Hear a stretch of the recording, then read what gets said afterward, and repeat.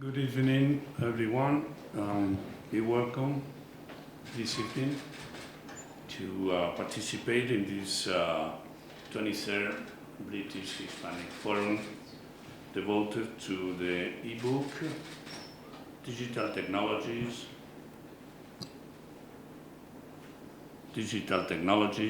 and sustainability of the publishing houses.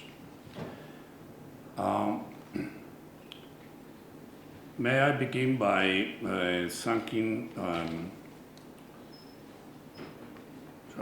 acknowledging and thanking our experts, Professor Thomas Moe from Edinburgh University, and Professor Ana Belén Sánchez Prieto from Complutense University for their participation in this debate on a most present and important issue for the book sector. My personal and institutional thanks to the Dean of the Documentation Sciences Faculty, José Luis Gonzalo, for his support and initiative to make this British Hispanic Forum possible. The chosen subject for debate tonight intends to help a deep reflection on the fundamental overhaul the book sector is suffering from. That can be represent a serious threat for or a great opportunity. I would underline three scopes where the traditional book sector is suffering: economic, environmental, and even cultural. On the economic side, just to name a few, we had to take into account the overcost of storage, marketing, and distribution, increasing number of sales decrease, and smaller numbers of readers. In Spain, not even 38% of population does never or hardly ever read. The cost of books, which more than double the price of an e-book, from 10.85 euros to 21.93 euros, according to statistics. From the environmental point of view, because of the impact of the raw materials that publishing houses use even today, like paper, inks, and coloring alcohols, all of them very polluting. Remember that the paper industry is the second most polluting industry in the world, when environmental policies are one of the priorities worldwide. And from the cultural point of view, new generations are more digitalized than we are demanding new forms of creation, editing, and reading. Because of all these reasons, the total value of the book sector in Spain has decreased of more than 800 million euros from the highest level in 2008 to 2,363 million euros in 2018. Nevertheless, these remarks in favor of e-book, nearly 40% of Spanish readers stick on reading paper books, to only 17% for the digital format. Another data in favor of paper book, the digital format, got a total value of only 119 million euros in 2018, which represents roughly 5% of the total value of the book sector, or the book turnover. And the number of e-book published in 2018 in Spain decreased by 8,500 in 2018 from the previous year. From these conflicting data, I think the book sector is suffering a systemic change of model, of which we hope to learn more tonight with our experts whom I thank you for their participation and enlightenment. For non-experts like us, but avid readers, the important thing is to read, no matter the format. As a Spanish proverb says, books and years make men wise. Thank you so much to all of you. Doy la palabra a nuestro decano para que si quiere decir algo y animar a los expertos. Gracias, Fidel, y gracias, Marta, por cedernos la Biblioteca Histórica para este encuentro que ha preparado la Fundación Hispano Británica. Bueno, aportar, no sé si voy a aportar algo, porque los que realmente son los especialistas en esta mesa son tanto la profesora Sánchez como el profesor Thomas Moe, que nos acompaña. Sobre el tema que vamos a tratar hoy, pues es un tema de actualidad. Por un lado tenemos un aspecto, que es el del tránsito entre el libro en papel y el libro electrónico. ¿Cuál de ellos va a triunfar o, al contrario, si van a convivir armónicamente en el futuro ambos soportes, formatos de libro o de lectura? Y por otro lado tenemos la siguiente cuestión que se plantea en el debate, que es el de la sostenibilidad desde el punto de vista económico del mercado editorial. Porque quienes nosotros somos así lectores, pero evidentemente los que producen los libros no son tanto los autores que proporcionan los textos como las editoriales, que son las que consiguen, esas empresas las que consiguen que se conviertan en ese producto que luego podemos adquirir en las librerías. ¿Por qué va a apostar el mundo editorial? ¿Por el libro en papel o por el libro electrónico? ¿Va a apostar por una lectura en papel que parece que se adapta mejor a nuestros gustos de ocio, o va a apostar por una industria editorial electrónica que, sin embargo, se adapta muy bien al mundo de la educación tanto primaria, secundaria o universitaria, o al mundo de la investigación científica, donde el libro electrónico, por su gran capacidad de difusión, la publicación electrónica tiene un impacto y una relevancia más importante. Mi opinión, bueno, pues como lector yo sigo prefiriendo el libro en papel. Como investigador yo estoy cada vez más convencido de que el libro electrónico, la edición digital de nuestras investigaciones, es el camino más adecuado para su mayor difusión, que es lo que al fin y al cabo los científicos pretendemos. El libro electrónico es magnífico para la difusión colectiva de una serie de conocimientos. El libro en papel sigue siendo nuestro amigo, nuestro compañero en cualquier momento, y es un amigo y un compañero muy, muy personal. Por eso el ebook, quizás hace unos años se decía que el ebook iba a sustituir completamente al libro en papel. Yo la verdad es que cada vez veo menos ebooks. Hace 5 o 6 años casi todo el mundo leía en el metro el ebook, fue el regalo de Papá Noel. Hoy yo cada vez veo menos ebooks. Por lo tanto, pienso que ambos formatos pueden convivir en el futuro y que probablemente la industria editorial tienda a un equilibrio entre ambos formatos y ambos soportes en el futuro, porque van dirigidos a un público muy distinto. Y doy la palabra al resto de los. Fidel va a llevar el orden de las intervenciones.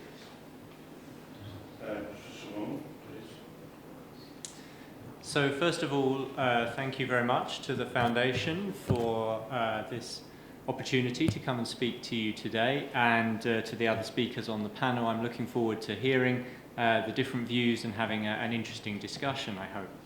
There are several things that I want to draw attention to in beginning to think about the relationship between the electronic book and the printed book.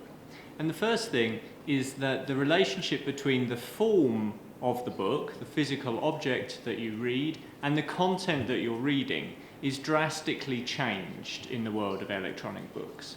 So that when you're reading a paper book, the physical book and the content that the book contains are the same thing. They're connected together, so that each book contains only one text. Whereas when you read on an e-reader, or if you read on your phone, or on a tablet, or on a laptop, you are using a physical format, a device, that can store many, many books. But whatever book you read on it, the device always remains the same. So the physical form of the paper book can be adapted to the contents that it carries. Paperbacks for reading on aeroplanes can be small and lightweight. Art books for displaying large paintings can be big and heavy and printed on beautiful paper. E-books can't do this in the same way. Your e-book reader looks the same whatever you're reading on it. And so the relationship between the physical form of the book and the content that the book delivers is quite radically changed. Partly as a result of this brings me to my second point, which is that there are lots of things that we do with paper books that are not so easy to do with e-books. And paper books are very deeply embedded into our society. We give and receive them on important occasions. We build whole ceremonies around them for presenting and receiving them, for example. We write messages in them and use them as a way to communicate with each other and to build and structure our relationships with one another. And all of these things are harder to do with e-books. They're not impossible, and in some ways e-book producers are working hard to try and make them more possible. But even so, all of these social uses of the book start to be harder to do with e-books or start to be disrupted. And so as we shift increasingly from paper books to e-books, all of those social rituals and social practices that surround the book will have to evolve or disappear. The third thing I want to mention in beginning to think about this subject is the ways in which e-books might be involved in our now general condition of distraction. That now we all know that increasingly we are pulled in multiple directions. And if you read your e-book on a device which does lots of other things as well, then you can very easily turn aside from your book to do some shopping, or check your email, or reply to a message from your boss, or post a message on a social network, or do any of the other things that you can do with your tablet or your phone or your laptop. And so in this way, this isn't true of dedicated e-book readers, but when increasingly people are reading on phones, tablets, laptops, and when they're doing so, they're reading in conditions of distraction. And that, I think, may be even more important than the physical shift from one medium to another, is the conscious efforts that we're going to have to make in the future to preserve the quality of attention that paper books are very good at fostering and supporting. And finally, I want to suggest something that maybe is controversial, which is that readers of the future may do just as much reading as we do, but that they might not read books at all. That the book as a unit of information, as a long-form chunk of text, might be something that people feel less and less need for. That the experience of being absorbed in a book of 200 or 300 pages in length, being absorbed in that book for hours and hours, coming back to that book repeatedly over days and days, that experience might become less common, even to avid readers in the future. That what they might ask for instead is small bits of text to fill in the gaps in their schedule, the smaller units of attention that they're prepared to pay. And just as now we watch as many 2 and 3 minute videos on YouTube as we watch movies, we may want books, we may want not books at all, but snippets of text that we can move between, grabbing a little bit from that book, a little bit from that book, a little bit from something that never appears in a book at all, but is posted online in some other format. And so we already do this to some extent, turning from newspapers or magazines to books. But I wonder whether the book as a unit of attention may become less important in the future. So I hope those are some of the things that we can continue to think about as we discuss this topic further. Thank you very much, Thomas. Please, Amen. Can you hear me? Okay. Well, first of all, thank you for having me here. Have to say that I'm a very, very strong proponent of everything electronic. Actually, I'm a medievalist, and I specialize in medieval books, and still I have transitioned almost 100% to electronic devices. I very rarely read a book on paper, sorry, Marta. But, well, that's easy to explain. I have a visual impairment. So I can zoom in on the screen as much as I want. Well, I cannot zoom in on a paper book. I'm also a very strong proponent of open software and open everything. And I have been following for quite a long time very interesting initiatives, such as the OpenStax project for textbooks and modular books and initiatives of this sort. When I was listening to Professor Mo, I just remember something that happened to me when I was transitioning from the traditional paper book to the electronic book, is that I started to read differently. I had to memorize everything because I couldn't, well I could, but it was very difficult to go backwards on my reading. It is far more difficult. In a paper book you can watch 2 pages at the same time very easily, just flopping the pages. That is very difficult to do on an ebook. You can roll up and down, but it's very difficult. So I really had to memorize a lot to continue with my reader, because I found very difficult to read back. And also, I totally skipped footnotes for the same reason. So I think because I specialize in medieval books and ancient books, it's curious because we read on an ebook as we think Romans read on a papyrus roll. So it's kind of closing the cycle.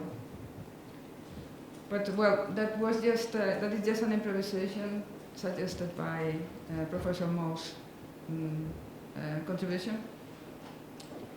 I wanted to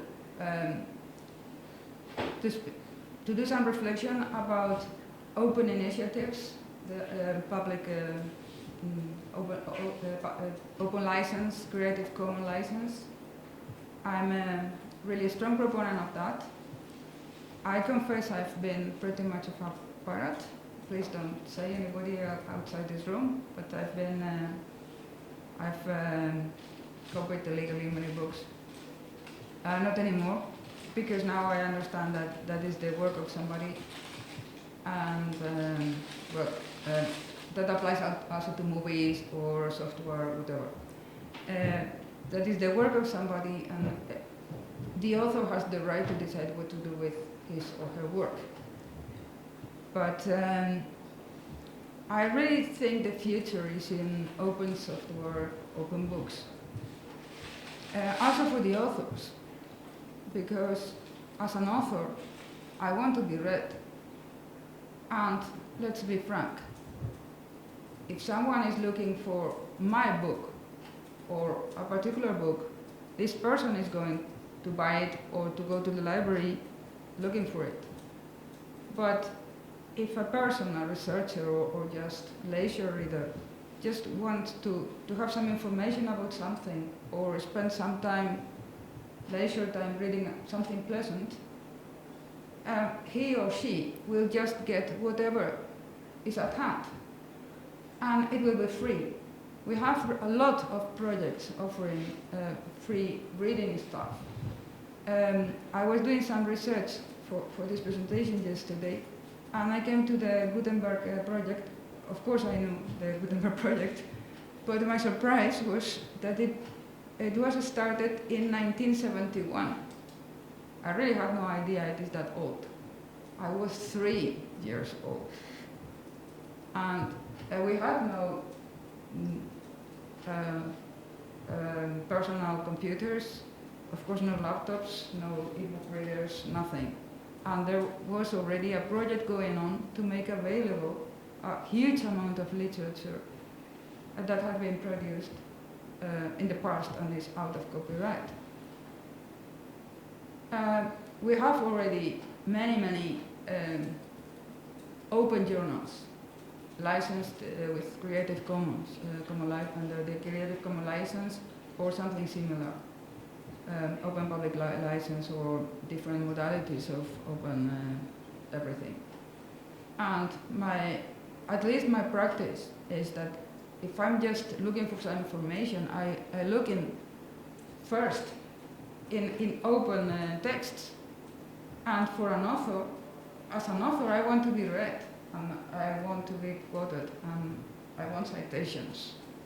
And that I get that just making available my texts openly, not through a publisher that is charging the user, I don't know, really a lot, because I buy now and then also electronic books and normal books, and publishers charge a lot. And well, I may want to pay that, but if I just want a date or a piece of information very concrete, I just look for some open source. I'm speaking, of course, as a researcher. Yeah, I'm promoted for being quoted in other studies, in other publications.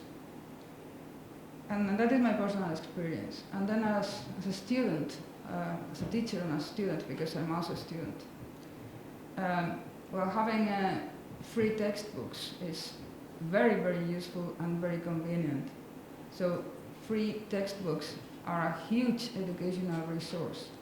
And then relatively recently, I know it from maybe 5 years ago, I came to the notion of modular textbook. And it's a textbook where any professor or any specialist can add a chapter or change a chapter. And then we have, I don't know, a textbook of sociology or anything in different versions. The standard text with American examples, and a Canadian text with the same basically, but the examples have been changed to Canadian known events, or a French or British or whatever. So that is absolutely fascinating. Or as a teacher, as a instructor, I don't like a particular chapter of my textbook. I just write it and add it to the modular textbook, and my students can read in different ways, because textbooks are in general very expensive, and students are told to buy a textbook in the beginning of the academic year, and then the professor uses one chapter and then recommends another book for another topic. So modular textbooks are absolutely, for me, revolutionary. And we already have publishers that offer the textbooks for free, digitally. And then they sell the hard copies, or they sell, I don't know, some extra materials, the questions bank. So they make the money for, from the extras, but are offering the gist, the main textbook for free for everybody to use.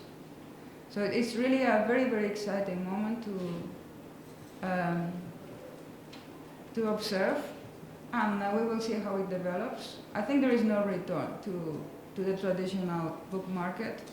Now, the paper books are going nowhere anytime soon. They are staying for many, many, many years to come. Because as Professor Sánchez Molero said just a moment ago, we have really to distinguish between the leisure book and the educational book. And I've also, yesterday doing my research, I found out that Amazon is opening retailers in the United States right now. So you can go in several cities. You can go to Amazon as you were going to, I don't know, here, Casa del Libro. So that is a very interesting development for me. So it's clear that the e-books are staying, of course, but also the traditional paper book is also staying here for many, many, many years to come. Children books are 90.9 on paper. Children books have absolutely changed nothing. And it's mostly the educational sector that is changing. And well, another thing that I've just realized, I remember a medieval master, I think it was Albert the Great, but I'm not sure, saying that the students could learn better if they always had the same copy. They had to study in manuscript books. And he had observed that his students could learn better if they always used the same copy. But in a manuscript, each copy is different. And he realized that if the text and the images and everything is exactly the same, students learn better. But especially e-book readers, change the typesetting. So it can be very confusing for students to learn to study on an e-book reader, not so much on a tablet or a computer screen with a PDF, a text in PDF that is very stable. But even changing from, I don't know, a tablet, from a tablet to a smartphone to the laptop screen, probably that is affecting also our ability to learn, because our brain is wired to learn always on the same format. That was again an improvisation on what I remember from Professor Moll. But that is really, I think it's something to consider too, that our reading habits have to change. And how ready we are for that. So, thank you. Okay, thank you, Belén. I have two questions from their statements. And to Professor Moll, I was struck by your assertion that in the future the reader will be quite different, taking into account the content. Instead of reading a whole book, there will be just some pieces of one book or the other. But I mean, as a laser reader, now that I'm already retired, obviously I would like to concentrate on what I read instead of getting a bit from one or another. How can we, I mean, I see no future. I mean, that's different to watch a short video on a phone, but rather to read a whole novel. What do you mean by just different pieces? Just half a chapter of the same book and another day another half chapter? But for that I don't need an e-book. I mean, I prefer in that case the paper book. And I stop when I like, or in that case, I mean, I didn't understand what you were referring to. Could you explain to us? Certainly. So We should be clear to start with that, of course, reading doesn't mean one thing. Reading means many things, and there's a wide range of practices that we keep under the umbrella term reading. There's one kind of reading, long-form, absorptive reading, which is often, but not always, done for pleasure, and which seems to be particularly suited to paper books. And in fact, arguably, that form of long-form reading, which we often do with novels, kind of emerges historically, in part, in response to changes in the publishing of paper books, so that as the 3-volume novel becomes a standard kind of marketable commodity in the 19th century, so this form of long-form absorptive reading emerges. It's not to say that it only happens there, but that there's a connection between the ways in which we read and the formats in which we read.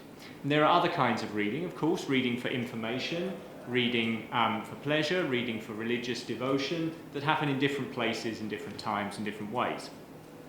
One of the things that electronic text allows is forms of what Catherine Hales, a researcher in this topic from America, calls hyper-reading. That is looking across large amounts of different kinds of text and picking out bits that you need from multiple different texts in search of information. And clearly this doesn't work as a form of long-form absorptive reading for pleasure, but as a form of reading for information, it can be very effective. And it's facilitated by reading in electronic forms. So I don't think that necessarily one form of this reading will come to dominate and another won't, but I think different kinds of reading will be facilitated by different kinds of formats, and that we may see people taking more to one than to another. The other thing I think I would say is that our habits of reading are shaped by the technologies with which we read. And you and I and all of us have learned to read on paper and have developed really sophisticated ways of engaging with the paper printed codex. But it may be that in the future new generations will develop equally sophisticated ways of approaching electronic text. And so that sense that we have that, I could only possibly do this on paper, I could never do this any other way, well, that sense might go away. Okay. We'll stay here for this future. But the attention span has diminished drastically in the last years. I have an American colleague complaining about that, and he told me that staff in the United States are saying that the attention span doesn't go farther than 8 minutes. So, and even for educated persons, I remember I was working with him writing a report that was in the University of Edinburg, and he said, no, we have to reduce it because she, the person who was reading the report, she's not going to read beyond the 3rd page. So well, this is, in fact, I remember when I used to write reports, we never, if that was for the minister or for the vice minister, we never were written longer than 2 pages. They are very busy people, of course, but it really seems that the attention span, our attention span right now, is drastically diminishing to around 8 minutes. And we are jumping, indeed, from one place to the other constantly, and this devilry thing is quite to shame of it. We have no time to get bored, ever. I don't remember the last time I was bored. because if I'm bored, I just take the phone and start, I don't know, playing or reading something I have there or whatever. And our brains need some boredom now and then. And yeah, that's also probably a reason why, I don't know, psychological disorders of hyperactivity, attention deficit and so, because we really have no time to get bored or to fix our attention. We have so many stimuli all the time. And that is indeed something. The electronic books are started. I remember almost the first thing I had at hand when internet came was the hyperlinks and or the hyperbooks, where you are jumping from one place to the other. So it's really so easy. Just and now it is even easier because you just have to touch the screen with your finger. So I said that I made the transition 100% to electronic formats, but I don't think our brains are ready for that. Really. I have another questions to you, Professor Sánchez Prieto. You mentioned and defended the free access to text books, but I wonder if the unlawful downloads of books is going to damage this policy of free access to text books or not? I would say that it's the other way around. Free access will diminish illegal downloads, because if I have something How do you free, find that? there are many sources really. Well, we have here Christina, who is working as editor in an open journal. Many institutions are offering journals for free. There are many authors offering their own books for free or almost free. And let's be frank, the money made in the publishing industry goes mostly to the publisher, not to the author. So for me as an author, because I'm not being paid at all for what I write. Well, okay, yeah, a publishing house pays me for a textbook. I think it's something like 50 euros a year. I don't think he has even paid me the last years. I don't care. But as an author, I want to be read. I mean, I'm not J.K. Rowling. She lives from what she writes. I live from something else, and I want to be read. And I'm read for more if I offer my readings for free. And in fact, I suspect that many illegal, not downloads, but uploads are done by the authors. For instance, in social networks like ResearchGate or Academia, edu, there you have many contributions that are copyrighted, and they are uploaded by the authors. Why? Because they want to be read. So I really think that open texts will diminish the illegal downloads.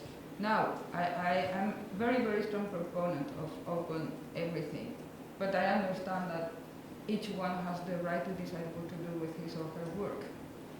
So if the author or the publisher wants to charge, I don't know, whatever,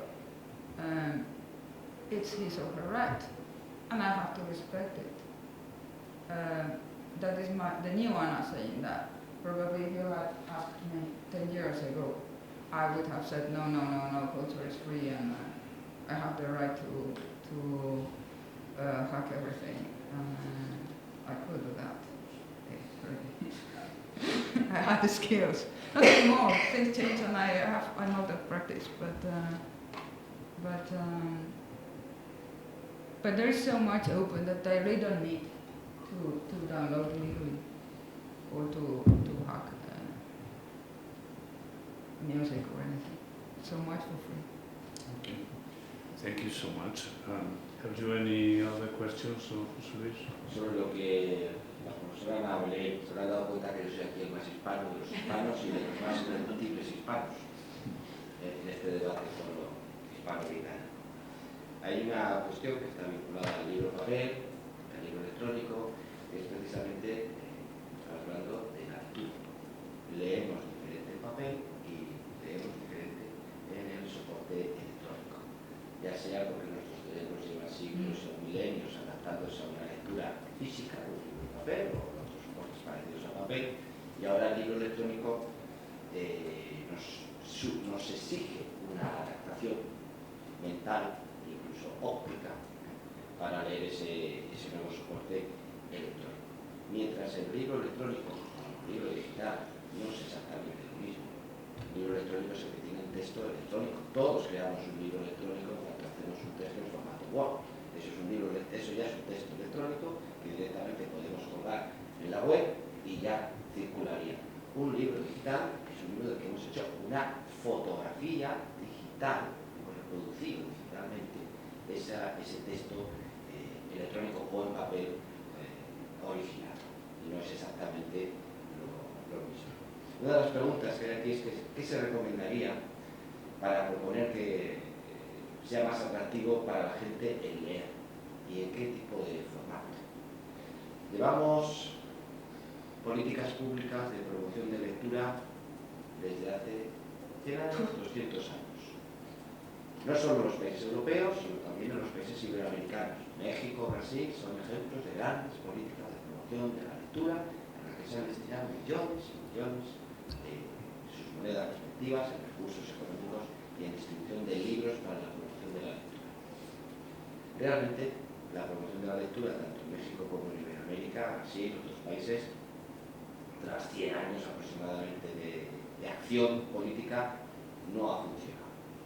No ha funcionado porque, bueno, quizás en un primer momento porque se confunde promoción de la lectura con promoción de determinada cultura. Y a lo mejor la cultura que se distribuye a través de esos libros, hay que recordar que los primeros libros mexicanos pretendían que los niños mexicanos pues, supieran la Eneida, la Ilíada, los clásicos, una literatura clásica occidental que tenía poco encaje en la cultura popular mexicana. Hoy tenemos el recurso al libro electrónico y también queremos convertir al libro electrónico en un instrumento para la promoción de la lectura. Es tan accesible, es tan fácil, es tan, entre comillas, barato, que por qué no recurrir al libro electrónico para promover la lectura. ¿Qué tipo de lectura? Pues como ha dicho la profesora Belén Sánchez, el profesor Tomás, la lectura que hacemos en un formato electrónico digital es una lectura muy superficial. La profesora Sánchez ha hecho el gesto del dedo que pasar rápidamente la información. Cuando lo ha hecho yo me he recordado de una anécdota mía, que a veces estás tan acostumbrado a pasar la información en el móvil o en la tablet, que exigen este movimiento de dedo, que a veces yo me he sorprendido a mí mismo delante de la pantalla del ordenador haciendo el mismo gesto para que pase y diga, no, si esto no es la tablet, ni es el móvil, ni es el ebook. Podemos fiar, por lo tanto, en el libro electrónico una promoción de la lectura, entendiendo siempre que la promoción de la lectura busca una mejora del nivel cultural e intelectual de una sociedad.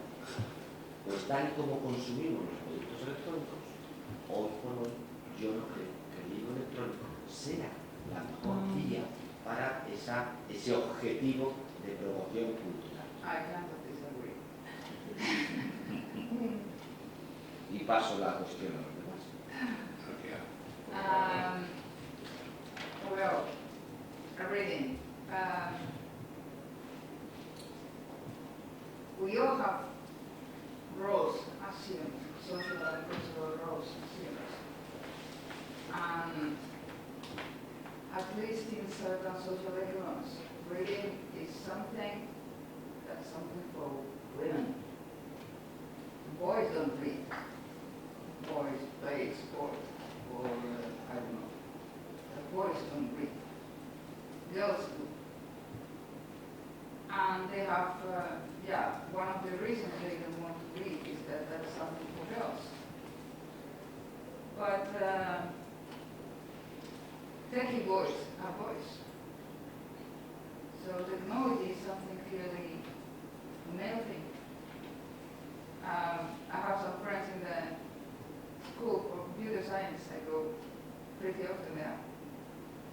And I remember the first time they were just taking me a tour around the building, and we were in the canteen. And my first impression was, hey, where are the girls? 90% are boys. So technology, computer, machines, that is something for boys. And girls think of technology as something for boys too. That doesn't mean that a girl cannot be a computer scientist, but it is a fact that girls, in general, don't like technology. So maybe reading on technology, I don't mean about technology, but on a machine, can get boys to reading. That's just an opinion, but I remember a program in London actually, trying to make boys read, and they said, no, I don't want to read because that is a girl thing. So, what about reading on a machine? A machine is for boys. I don't know. Maybe that helps. What do you think, Professor? Well, I think this calls to mind for me an essay by Jonathan Franzen that received quite a lot of attention when it was published in Harper's Magazine a little while ago. And Franzen was kind of trying to think through the question for himself as a novelist of, well, who am I writing for? Is there any longer a culture that will support the kind of work that I do? And he said that there are really two kinds of readers, and he draws on some social science research to make this point, that there are really two kinds of readers. The first are the kind of readers who have reading extensively modelled for them when they're growing up, in their household. Come from a household where there are books. They see their parents reading, they see people that they look up to reading. They're encouraged to read from an early age, and so reading is extensively modelled for them. The second kind of reader, Franzen says, is those who read because they must. Those who are brought through some psychological or inward drive, become obsessed by reading and become very avid readers. And Franzen says, well, there's very little you can do about the second kind. Either you are one of these or you aren't. But the first kind can be cultivated. And so, if you want your children to read, well, reading to them is important. Buying them books is important. But more important than either of those is to read yourself and to model reading. And the more that I think we can build that kind of bookish culture or rebuild it, the more I think people will be encouraged to read. And I think that means whether we talk about actually putting books into the hands of children, which I think is an extraordinarily valuable and powerful thing to do, or whether we talk about setting aside time for children to read on electronic devices, I think in either case, modelling bookishness is key to promoting reading. But it has to be done within the family. Yes, and the question is, how do you then do that? How do you inject that into families where it's not already there? Because this is absolutely a class-based issue, right? There's a program in Scotland, where I live, that every year gives children a little bag full of books, and it also encourages them to then go and buy books and to write reports on the books and so on. But the key part of the programme, which is run by the Scottish Book Trust, is to give this bag to children, and those are their books to take home and do whatever they want with. And for some children, that's the first time anybody's ever given them a book. And it's an extraordinarily powerful intervention for those children. It can't be targeted, right? It has to be done for everybody. That's part of the point. And so my daughter brings her little bag of books home to a bedroom that's already full of books. But other children take those books home to a house where they're the only books in the house. And but I think that there is, in that case, something powerful about the material form of the book that, just sort of physically being around books is a powerful way of encouraging reading. But still, if they see that the mothers read, but fathers don't. Boys see that this is not it is a girlish thing to do. That is I remember reading something about a program incentivizing reading in, I think it was South London, because boys don't read. So there was a program especially targeting boys, and it was totally useless because they stick to the idea that is girlish. Boys don't read. So my point is maybe, okay, reading books is for girls. Okay, let's assume that for that I meant. But maybe they want to read on a machine because machines are for boys. I don't know, I haven't read anything about that. I mean, I do not know the program or anything of the sort. But boys are attracted by machines. That is just a fact. They like, I don't know, Nintendo and computers and fun and girls. They want to be programmers or girls usually don't. So maybe they don't see reading on a tablet or on a computer, a laptop, so much like a girl's thing to do. Oh, that is just an idea. As I said, I haven't heard or read anything of any program targeting boys through e-books instead of conventional books. But why not? They are attracted by machines by nature. So maybe it works. For these boys in I don't know, relatively depressed economical areas, where boys consider reading a girl's activity, maybe e-books is, well, I mean, when I say e-books, I mean anything electronic. Because, yeah, the e-book reader is, I think, gone forever, really. We have now the tablets well, speaking about tablets and iPads and Android tablets, they kind of like look like more and more like conventional books. Even the pages are good, like imitating the gesture we do for turning pages, and the image is more and more like the traditional books. Some even have the little curve, simulating the little curve in the middle of the book. So I don't know, maybe that means something, that we really rather read on paper than on a screen, and the programmers or software designers have got that and want the computers will look more and more like a book. I don't know. But I don't know if you have noticed it. Everything was terribly digital, or it is of course, but looks very aeronautical. Even smartwatches, they have a sphere with hands and so.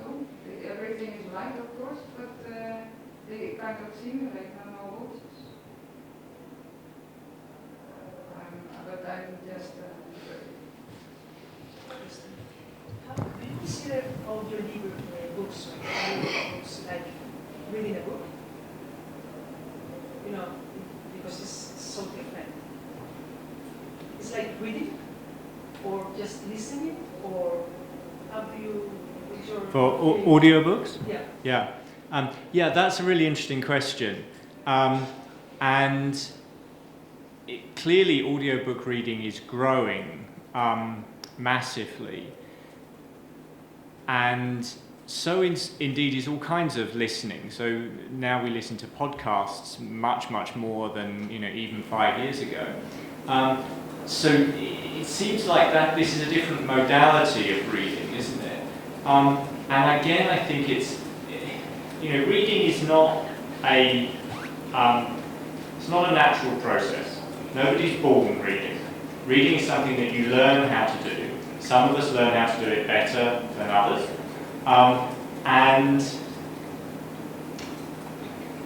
it engages a whole kind of set of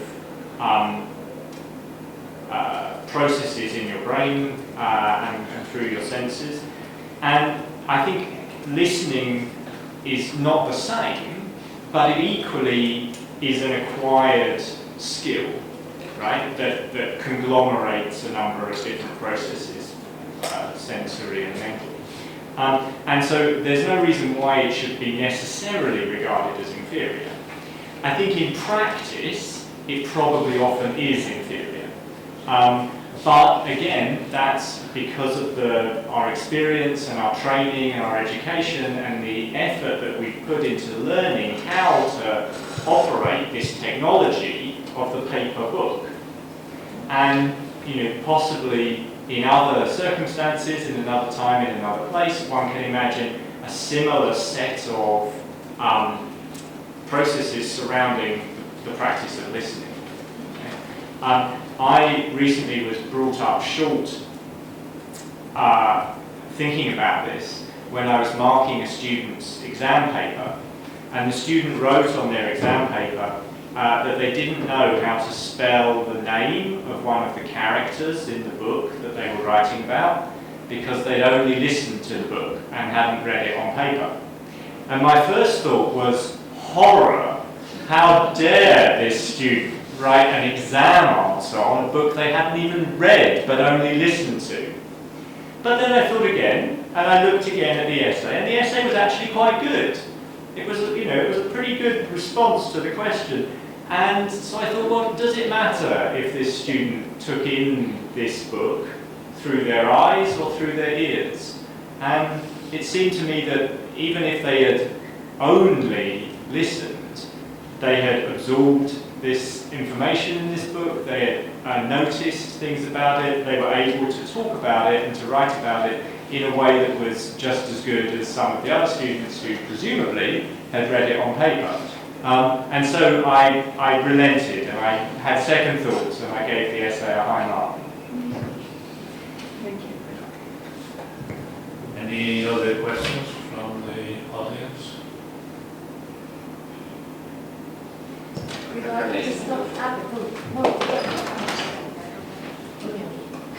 En el micrófono no se graba. Viene el tiempo. Can you hear me? Hello? Regarding this topic you were talking now, but we spoke about it before, just make a reflection of it lightly to talk about this, no?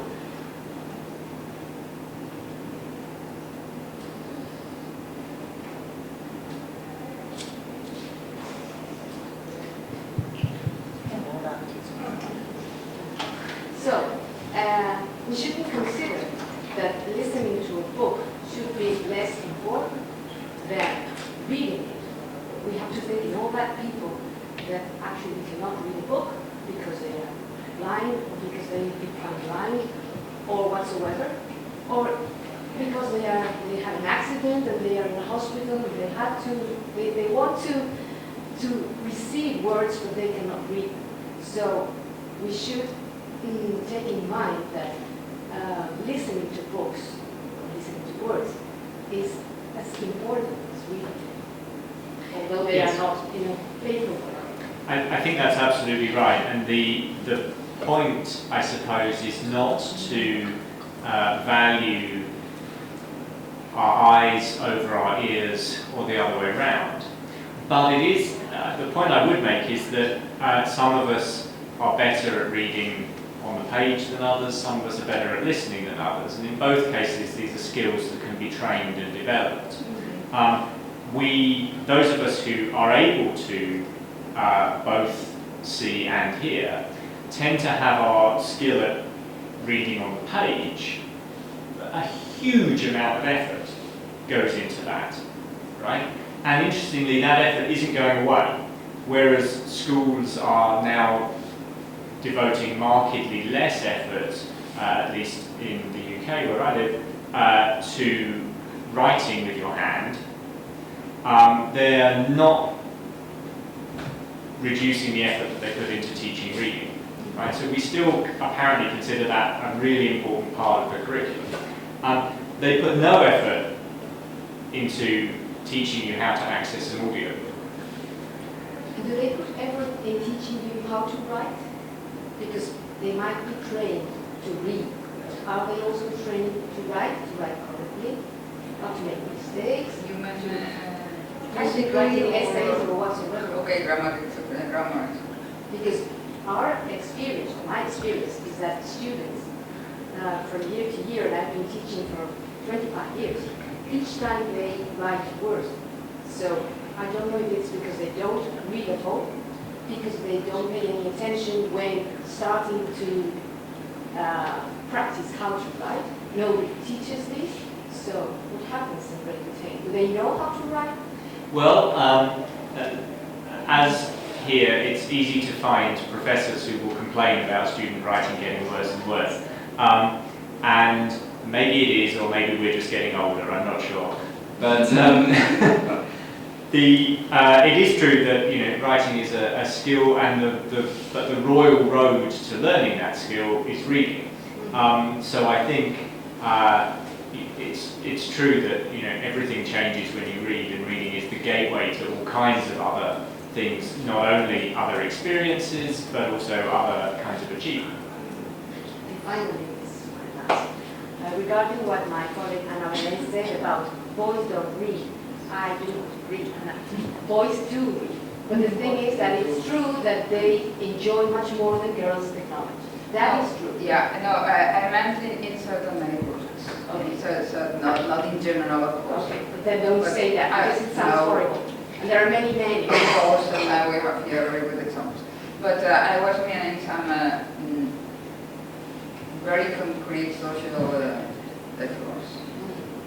It's true. I did a research some years ago, and we published it, and it said, this article said something like, el perfil sociodemográfico del lector de libros en España. Okay? So that article, let's say that the conclusion was that who reads in our country? And the conclusion was that women, most of the women read in this country, not so much men. And that's the reality. Yeah, but they create a role, a social role for the children too. Mm-hmm. So, two brethren, boy and girl, two siblings, they see the father doesn't read ever, and the mother reads relatively. But your children can read or not. I agree with you, with Tom, that if parents read, normally children read, but not always. Not always, but even if the mother reads and the father doesn't, and that is a very common situation at certain levels, the boy says, reading is a girlish thing. I don't read. I'm a boy. I will be a man. I don't read. That is something for women. So, of course, it doesn't happen in every family. Thank God. But in certain neighborhoods, that's a very common thing. Well, this information is coming actually from a program carried, I think, in South London. It was London certainly, but I don't know London so well to know the present neighborhoods.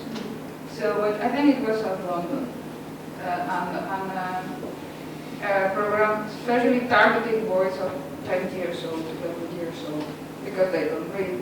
And the sisters did. Tom wants to say something about this and about. I don't have any expertise in this area. I know that certainly we do see overwhelmingly, and I'm sure you see the same thing in the humanities at university level, overwhelmingly it's young women who choose those topics, those subjects. So I do think there's, and as you say, there's good reasons for trying to create interventions to encourage boys to read. Whether this maps onto the kind of format in which you read, I don't know. Well, I really don't know either. It just occurs to my mind that boys like machines, like you're reading on machines, because girls don't like machines. They wouldn't consider reading a girlish thing anymore. I think it would be quite a nice experiment. If a boy that refuses to read a normal book because he says that's what his mother does, and his sister, but not his father. So he would read something on my computer. I don't know, I mean. Okay, any more questions? Okay, I want to raise another question to Professor Moe. English is the most translated language in our editing and publishing books. I would like to know, as chairman of the British Hispanic Foundation, how the Spanish language is considered within the translation figures in your country. Well, I don't have any statistics to share with you, but it is true, unfortunately, that translation is quite a small part of the British book market. And we're very bad at reading literature in translation. And I think this is partly because we're very bad, this might sound paradoxical, but I think it's partly because we're also very bad at learning languages. And you might say, well, if you learned the languages, you wouldn't need the translation. But I think, in fact, the learning language is a step towards becoming more interested in the literary culture of other countries. And so I think that the two, in fact, would go hand in hand. I hope that this is something that will improve, but as you all know, the prognosis at the moment is not good. Britain is, as a nation, turning its back on other languages and other cultures in a way that I view, and I know many people view, as absolutely catastrophic. I think it will take us a long time to recover from. But I also think that there may be some cause for optimism, because I certainly feel, and I know that I'm sure other people feel the same way, that the kind of current situation we find ourselves in actually encourages us to be more cosmopolitan, to be more outward-looking, to be more engaged with the rest of Europe and with our neighbours in other countries. And we know that among educated people who, on the whole, didn't vote to leave the European Union, this kind of cosmopolitanism is much stronger. And so among people who are readers of books, I hope that we may see a silver lining in the cloud that currently hovers over us, and that we may actually see greater interest in works in translation as a result. Okay, thank you very much, Professor Moe. If there are no more questions, we can... do you want to say a few things? Please, go ahead. Sí, sobre esta cuestión de las traducciones del inglés al español o del español al inglés, pues el profesor Moe lo ha explicado espléndidamente, pero yo estaba pensando en otro tema, y sí lo quería trasladar a todos ustedes, que es la presencia del inglés o la presencia del español en el libro que circula a través de la red, del libro electrónico o de las bibliotecas digitales que hoy disponemos. Porque de todas estas fuentes extraemos libros electrónicos y las empleamos. Es evidente que hay un predominio del inglés muy notable en todos estos productos. No me refiero ya que la red o los sistemas económicos comerciales como a ese producto que es el libro, que circula también a través de la red.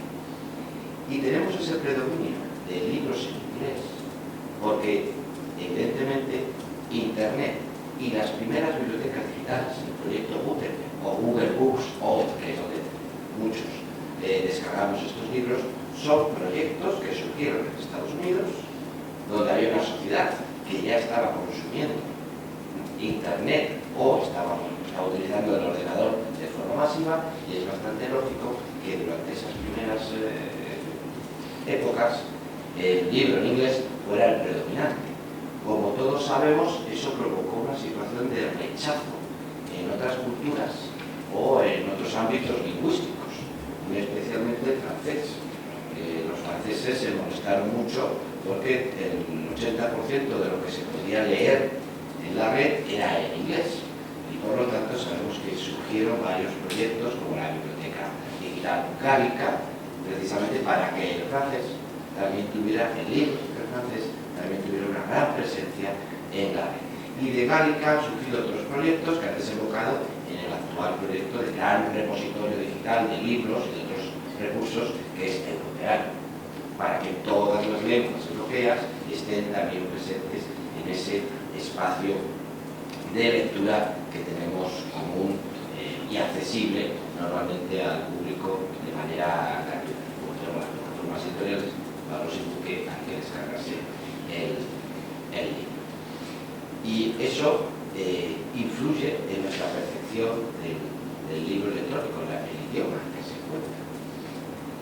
Yo estoy convencido, ya volviendo a las traducciones, que la mayor parte de las traducciones que se hacen al español, al inglés, de obras en español, debe de ser literatura hispanoamericana.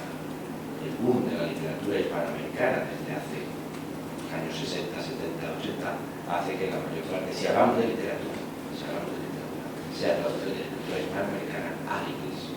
Y ya no tanto traducción de literatura española actual, por los últimos 30 años, al inglés. Muy bien, ¿un comentario sobre ese tema? Muy bien, pues muchas gracias a todos por su asistencia, y les damos las gracias a nuestros ponentes, el profesor Tomás Mou y profesora Belén Sánchez. Muchas gracias y hasta otra ocasión.